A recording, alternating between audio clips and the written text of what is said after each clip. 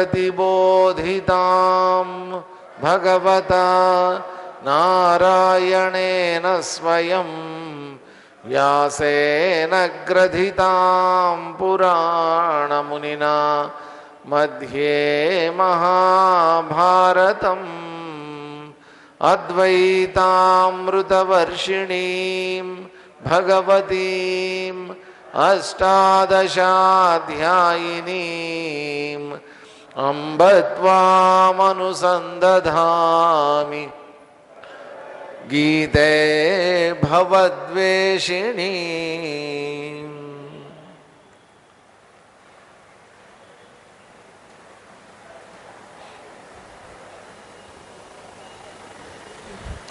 हरि ओम।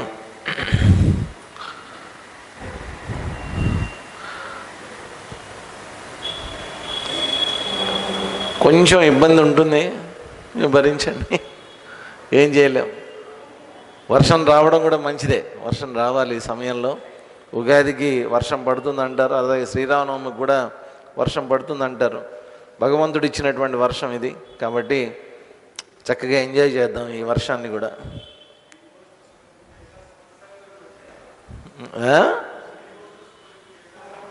సమస్తంగా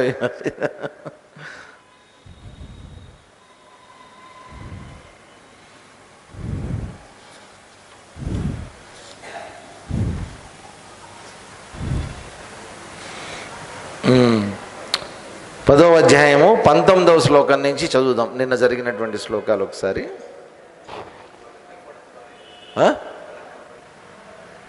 కనబడుతుందా? ఏం పర్వాలా, కనిపించిన వాళ్ళు చదవండి, కనిపించిన వాళ్ళు వినండి, అంతే. శ్రీ భగవానువాచ హంతతే కథయిష్యామి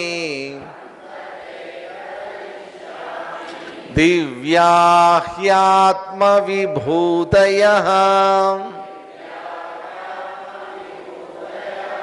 ప్రాధాన్యతః కురు శ్రేష్ఠ నాస్త్యంతో విస్తరస్య మే అహమాత్మా గుడాకేశ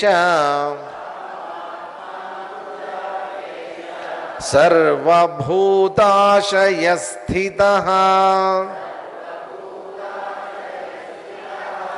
అహమాదిశ్చ మధ్యం చ భూతానామంత ఏవ చ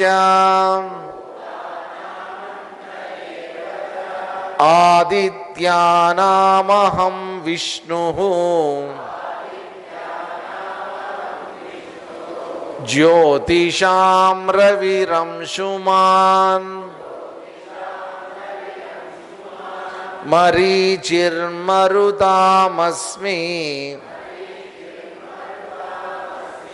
నక్షత్రాణామహం శశీ వేదానాం సామవేదోస్మి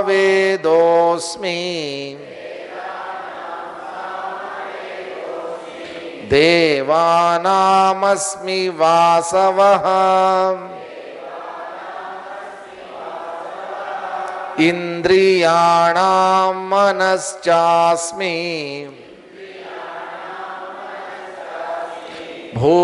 భూతానామస్మి చేతనాం రుద్రాణాం శంకరశ్చాస్మి విత్తేషో యక్షరక్షసాం వసూనాం పావకశ్చాస్మి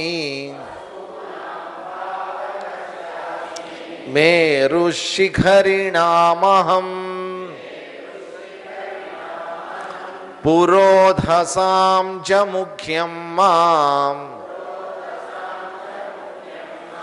విద్ధి పార్థ బృహస్పతిం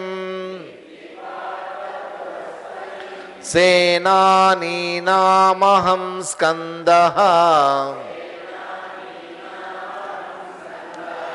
సరసామస్మి సాగరః. ఇక్కడ వరకు వచ్చింది.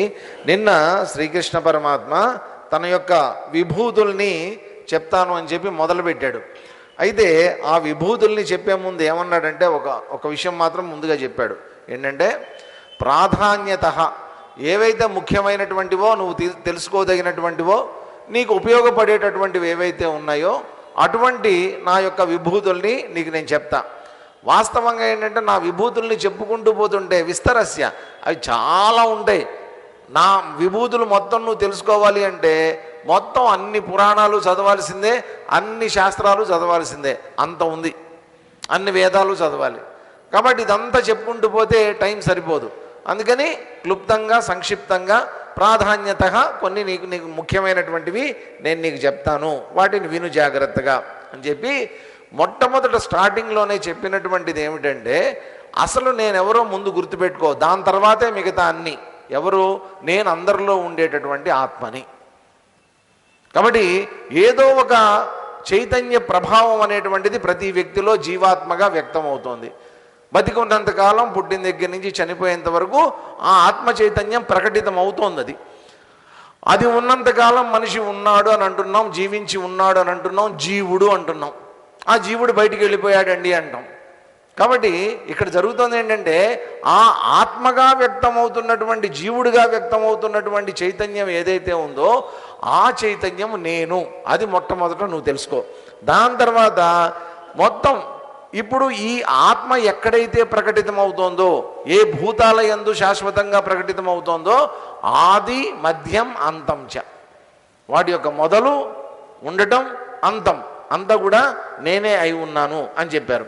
చెప్పిన తర్వాత ఇక మిగతావన్నీ ఆదిత్యానామహం విష్ణు, ఆదిత్యుల్లో ఉండేటటువంటి విష్ణువు, జ్యోతిషాం రవిరంశుమాన్, కాంతిని వెదజల్లేటటువంటి వాళ్ళల్లో సూర్యుణ్ణి, బరీజిర్మరుతామస్మి, మరుద్గణాలు ఏవైతే ఉన్నాయో, మరుద్గణాలంటే మరుత్తులు, మరుత్ అంటే వాయుగణాలండి. మొత్తం ఒక రకంగా ఒక క్యాలిక్యులేషన్ ఏంటంటే 24 రకాల మరుద్గణాలు ఉన్నారట. వీళ్ళందరినీ కలిపి మరుద్గణాలు అంటారు. 24 మంది ఎంతమందో ఉన్నారు వాళ్ళు ఏంటంటే రకరకాలైనటువంటి వాయు సంచారాలట. అంటే వాయువు కొంచెం సౌండ్ తగ్గించాలి, కరెంట్ వచ్చింది కాబట్టి పెరిగింది వాల్యూమ్ కొంచెం. ఐడియా ఉందా సార్కి? మాస్టర్ తగ్గించేయండి ఒక్క. ఎస్, మాస్టర్ అదొక్కటి తగ్గిస్తే చాలు.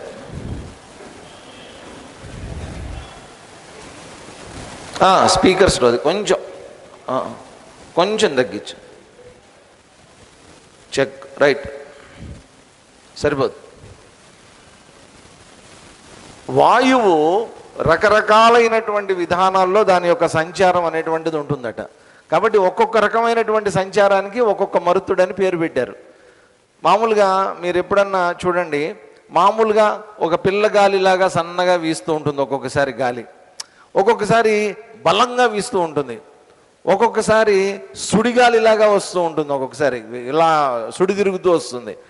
ఒక్కొక్కసారి ఏంటంటే గాలి పైనుంచి కిందకి, కింద నుంచి పైకి తిరుగుతూ ఉంటుంది అనమాట. దాన్ని ఏమంటారంటే ఎప్పుడన్నా మనకి సడన్గా ఇట్లాంటి ఎండాకాలాల్లోనే సడన్గా మేఘాలు వస్తాయి. మేఘాలు వచ్చినప్పుడు ఏమవుతుందంటే ఈ క్యుములో నింబస్ ఫార్మేషన్స్ అంటారనమాట. ఆ మేఘాలు ఫామ్ అయినప్పుడు ఏమవుతుందంటే పైన ఉండేటటువంటిదేమో చల్లటి గాలి ఉంటుంది, కింద ఉండేటటువంటి వేడి గాలి ఉంటుంది. ఈ చల్లగాలి ఏం చేస్తూ ఉంటుంది? కిందకి తిరుగుతూ ఉంటుంది. ఎందుకంటే వేడిగాలి పైకి వెళ్దామని ప్రయత్నం చేస్తూ ఉంటుంది. ఈ వేడిగాలి పైకి వెళ్ళి పైనుండే చల్లగాలిని కిందకి తీసుకొస్తూ ఉంటుంది. మళ్ళీ ఇది వేడెక్కి మళ్ళీ ఇది పైకి వెళ్తూ ఉంటుంది, మళ్ళీ చల్లగాలి కిందకు వస్తూ ఉంటుంది. ఆ క్యుములో నింబస్ ఫార్మేషన్స్ వచ్చినప్పుడు ఇట్లా తిరుగుతుంది అనమాట, గాలి నిలువుగా తిరుగుతూ ఉంటుంది. ఒక్కొక్కసారి సుడిగాలి ఇట్లా తిరుగుతుంటుంది, తుఫాన్లు అవి వచ్చినప్పుడు ఇట్లా తిరుగుతుంది. కాబట్టి ఇలాగా 24 రకాల మూమెంట్స్ ఉన్నాయట మరుద్గణాలకి. దాంట్లో మరీచి అనేటువంటిది, మరీచి అనేటువంటిది ఏంటంటే వాస్తవంగా ఒక రాక్షసుడి పేరు కూడా మరీచి అనేటువంటిది ఉంది. ఇంకొకటి ఏంటి, మరీచి అనేటువంటిది ఏంటంటే ఇట్లా చాలా ఆహ్లాదకరంగా వీచేటటువంటి వీచికలు ఏవైతే ఉన్నాయో వాటిని మరీచికలు అన్నారంట. ఇంకొకటి ఉంది మరుమరీచిక అంటారు, విన్నారా ఎప్పుడన్నా ఈ పేరు?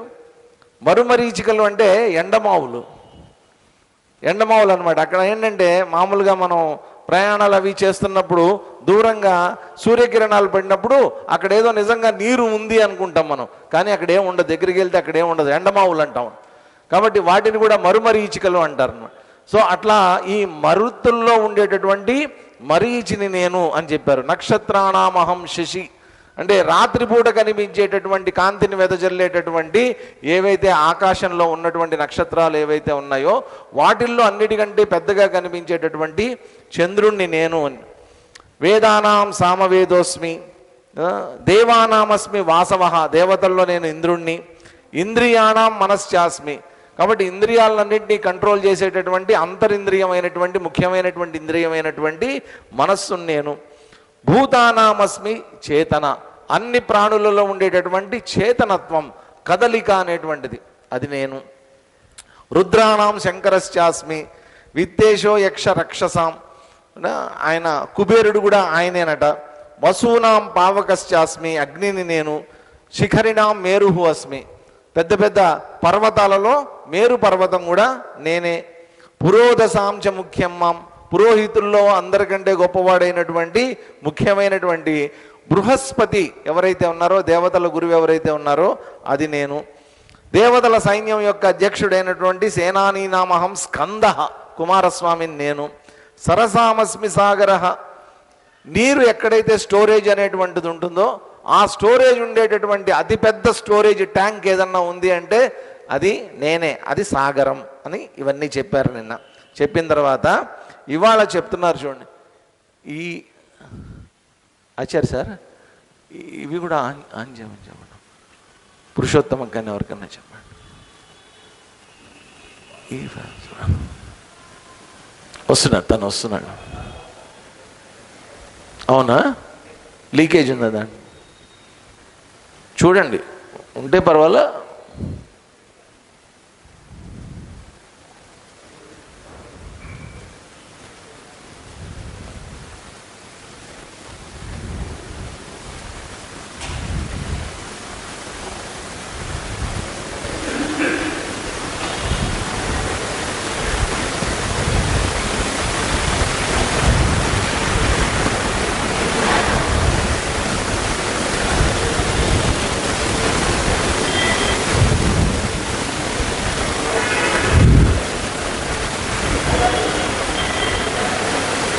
రైట్,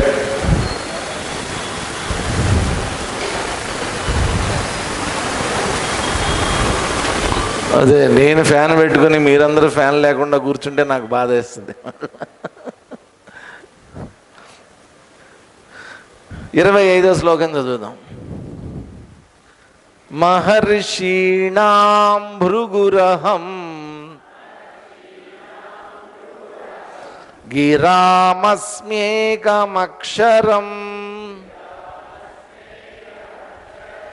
యజ్ఞానాం జపయజ్ఞోస్మి స్థావరాణాం హిమాలయః మహర్షీణాం భృగురహం గిరామస్మ్యేకమక్షరం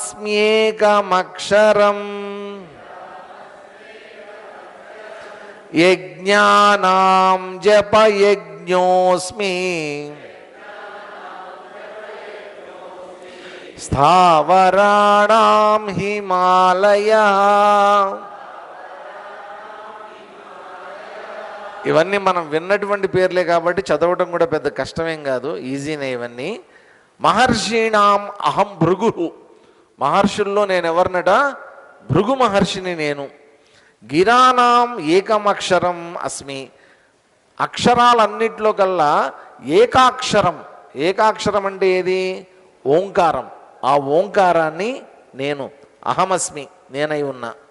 యజ్ఞానాం జపయజ్ఞ అస్మి, యజ్ఞాలన్నిటిలోకెల్లా ఒక ఒక యజ్ఞం ఏంటంటే జపయజ్ఞము అంటారు. ఈ జపయజ్ఞం దాని గురించి చూద్దాం. జపయజ్ఞం కూడా నేనే. స్థావరాణం హిమాలయ, స్థావరాలన్నీ ఏవైతే స్థిరంగా ఉండేటటువంటి వాటిల్లో హిమాలయాలు నేనే అయి ఉన్నాను. 4 చెప్పారు ఇక్కడ. మొట్టమొదట చెప్పింది ఎవరు? భృగు మహర్షి గారి గురించి చెప్పారు. భృగు మహర్షి ఏమయ్యా, ఆయన స్పెషాలిటీ ఏంటి? భృగు మహర్షి మామూలుగా సప్తఋషుల్లో ఒకడు ఆయన, 10 ఋషుల్లో కూడా ఒకడు ఆయన, సప్తఋషుల్లో ఒకడుగా ఉన్నాడు ఆయన. ఆయన బ్రహ్మ మానస పుత్రుడు. బ్రహ్మ మానసుల నుంచి పుత్రుడులో వచ్చినటువంటి చాలా మందుల్లో ఆయన కూడా బ్రహ్మ మానస పుత్రుడిగా చెప్పబడతాడు అనమాట. ఈయన ఏంటంటే ఈయన చాలా మంచి గొప్ప ఆధ్యాత్మికవేత్త, తత్వవేత్త, దానికి తోడు మంచి తపస్సంపన్నుడు. ఈయన అద్భుతమైనటువంటి తపస్సులు చేసి అద్భుతమైనటువంటి శక్తులు సంపాదించినటువంటి వ్యక్తి ఈయన. అంతేకాకుండా ఈయనకి మరో లక్షణం కూడా ఉంది. ఏంటంటే వ్యాకరణం ఏదైతే ఉందో ఈ వ్యాకరణానికి ఆది పురుషుడిగా చెప్తారనమాట. వ్యాకరణం, సంస్కృత వ్యాకరణం మొట్టమొదట ఈయన కొంచెం ప్రతిపాదించాడు. ఈయన తర్వాతే మిగతావన్నీ కూడా వచ్చాయి. పాణిని ఇవన్నీ కూడా తర్వాత వచ్చాయని అంటారనమాట. కాబట్టి భృగు మహర్షి అనేటువంటి వాడు మనకి చాలా ముఖ్యమైనటువంటి వాడు. ఒకసారి ఈ సప్త ఋషులందరికీ కూడా ఏంటంటే ఒక ఆలోచన వచ్చింది. అప్పుడప్పుడు అందరికీ ఏవో పిచ్చి ఆలోచనలు వస్తూ ఉంటాయి. ఈ సప్త ఋషులకి ఒక ఆలోచన వచ్చింది. ఏంటంటే మనకు అసలు 3 దేవతలు ఉన్నారు కదా, బ్రహ్మ విష్ణు మహేశ్వరుడు, ముఖ్యమైనటువంటి వాళ్ళు 3 ఉన్నారు కదా. వీళ్ళల్లో ఎవరు శాంత స్వభావులు, లేకపోతే ఎవరు సత్వగుణ సంపన్నులు ఎవరు అనేది తెలుసుకోవాలనుకున్నారు వాళ్ళు. తెలుసుకోవాలనుకుని ఏం చేశారు? ఈ కార్యం, ఇది కనిపెట్టేటటువంటి కార్యం ఎవరికి అప్పచెప్పారంటే భృగు మహర్షిని పిలిచి, నువ్వు బ్రహ్మమానస పుత్రుడివి కదా, నీకు అన్ని చోట్ల యాక్సెస్ ఉంటుంది, ప్రతి చోటికి నువ్వు వెళ్ళగలవు ఈజీగా, కాబట్టి నువ్వు కనుక్కో, ఎవరో చూద్దామన్నారు. ఈయన మొట్టమొదటి ఏం చేశాడంటే బ్రహ్మగారి దగ్గరికి వెళ్ళాడు. ఎందుకంటే స్వయంగా తండ్రి, ఆయన మానసపుత్రుడే ఆయన దగ్గరికి వెళ్ళాడు. ఆయన అక్కడ సరస్వతీదేవితో కూర్చున్నాడు. వెళ్ళినటువంటి వాడు కనీసం ఒక నమస్కారం పెట్టడంగా, మామూలుగా అయితే సాష్టాంగ దండ ప్రణామం చెయ్యాలి. అలా చెయ్యకుండా ఊరికి వెళ్ళి ఏం బాగున్నారా బ్రహ్మ అని చెప్పి ఏదో మాట్లాడేశాడు. మాట్లాడితే బ్రహ్మగారికి కోపం వచ్చింది. ఎంత ధైర్యం వీడికి, నా మానసపుత్రుడై ఉండి కూడా నాకు నమస్కారం లేదు, ఏమీ లేదు, బాగున్నావా అని ఊరికినే అడుగుతాడు వీడు అని చెప్పి ఆయనకి బాగా కోపం వచ్చింది. కాకపోతే పెద్ద ఆయన ఏం చేస్తాడు, లోపలే ఆయన బాగా అనుకున్నాడట, వీడికి ఎప్పుడో ఒకప్పుడు ఎవడో ఒకడు బుద్ధి చెప్తాడు అని అనుకున్నాడట.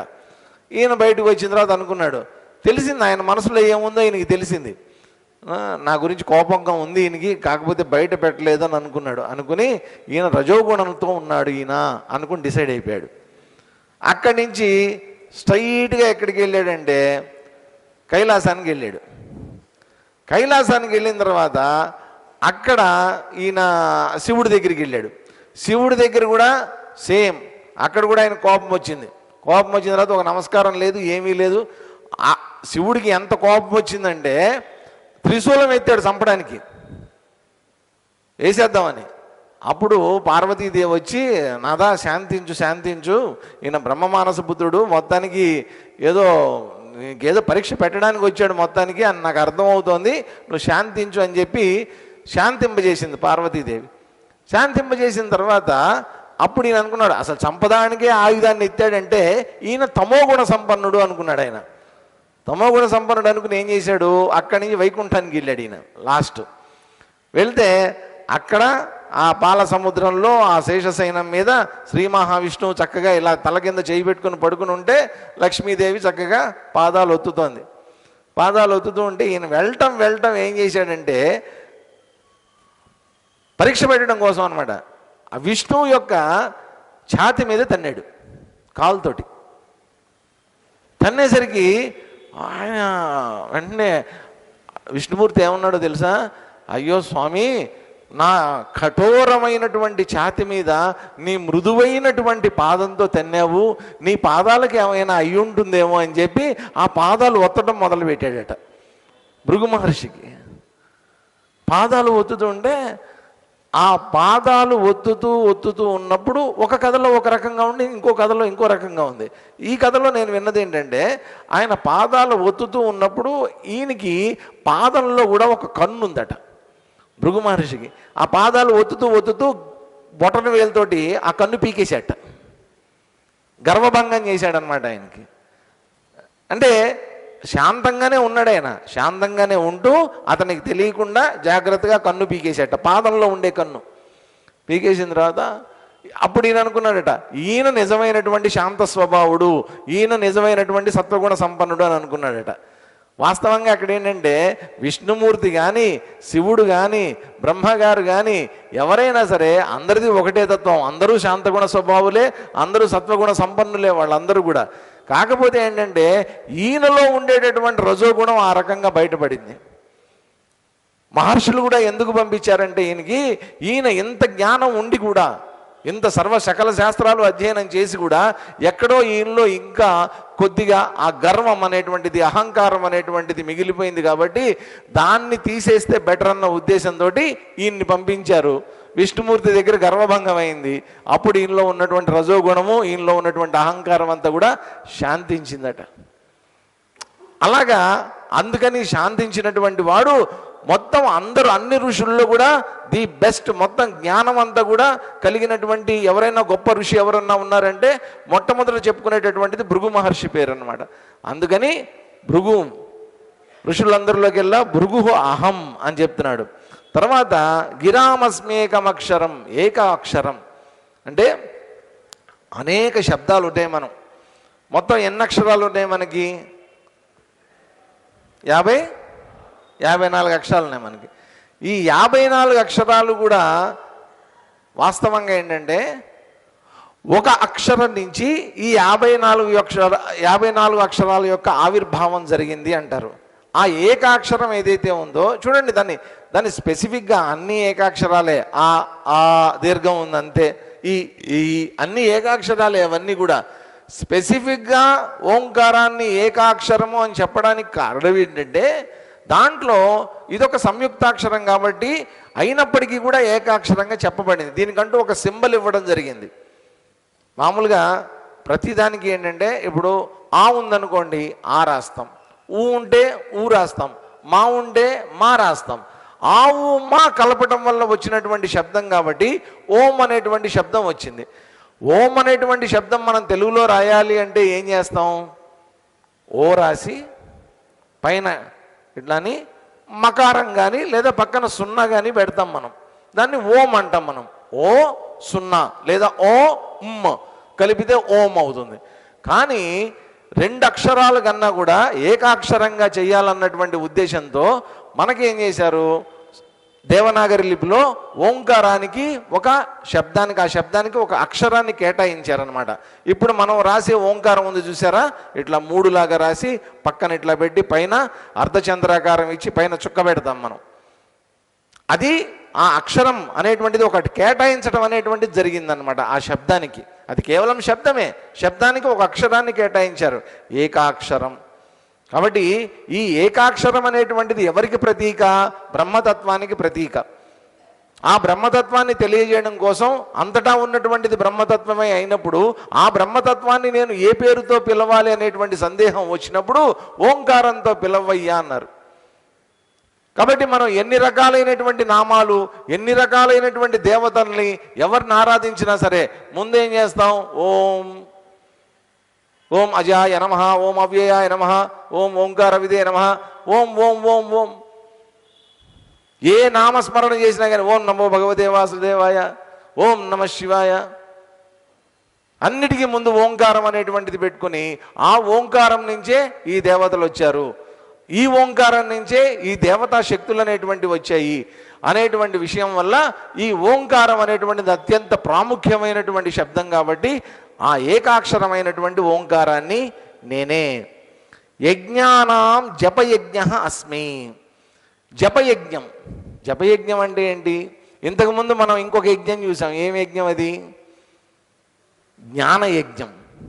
జ్ఞానయజ్ఞం గురించి చెప్పారు మనకి 7వ అధ్యాయంలో చెప్పారు. తర్వాత 8వ అధ్యాయంలో కూడా జపయజ్ఞ ప్రస్తావన వచ్చింది. ఇక్కడికి వచ్చేసరికి ఏమంటారు?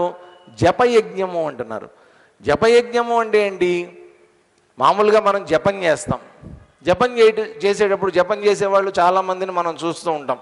వాళ్ళు ఏదో ఒక గురువుల దగ్గరికి వెళ్ళి ఆ గురువులని సేవించి వాళ్ళని ఆశ్రయించి వాళ్ళకి ఏదన్నా ఒక మంత్రోపదేశం చేయమని అడుగుతారు, ఆ గురువులను అడుగుతారు.